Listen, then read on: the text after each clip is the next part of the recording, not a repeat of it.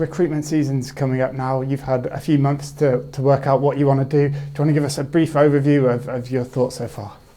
Yeah, well, I think it's important that since January I've had a good look at the squad, those who haven't been injured, so I can't really make a call on them if I'm honest.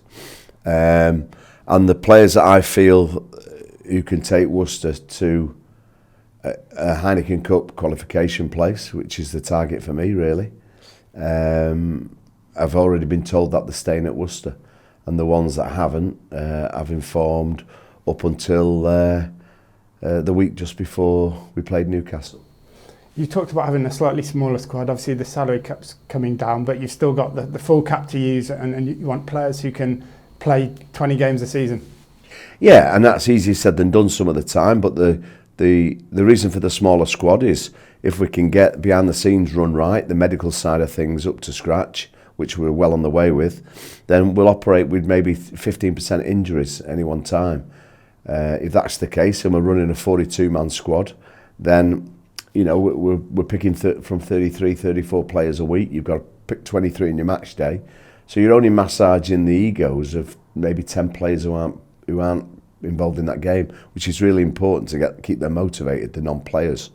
Currently, there's another 15 players here. You're massaging the egos of 20 players, and that's where the backbiting starts in the changing rooms. People aren't happy, and generally an environment of discontent. And I don't run those environments, so running with a small squad is really good.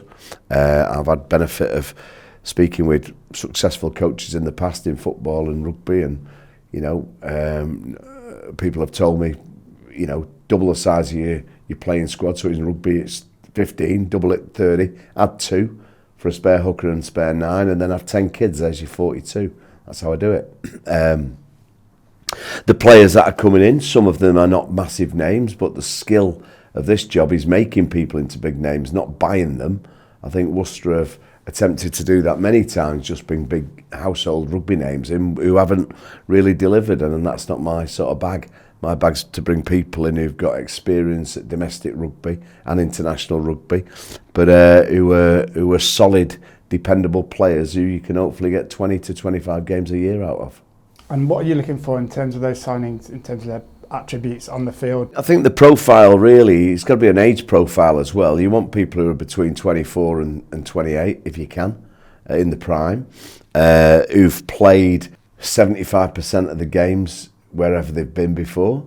And that allies your injury fears quite a lot, because you're not going to get anybody at 26, 27 who's not had an injury.